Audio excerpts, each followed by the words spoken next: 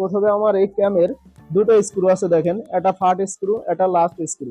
এটা আপনি প্রথমে লুজ দিয়ে নেবেন, আগের থেকেই লুজ দিয়ে রাখছিলাম আর যাতে ভিডিওটা লং না হয়। এখন দেখেন, প্রথমে আমি আমার নিডেলটা এই হ্যান্ডফুলি সঠিক রোটেশনে ঘুরিয়ে, অর্থাৎ আমার নিচের দিকে ঘুরিয়ে আমি টিপ অফ পয়েন্ট, নিডেলের এই আই পয়েন্টের যে নিচে অংশটা, এটার নাম হচ্ছে টিপ অফ পয়েন্ট। এটা আমি নিডেল প্লেট সমান সমান রাখবো।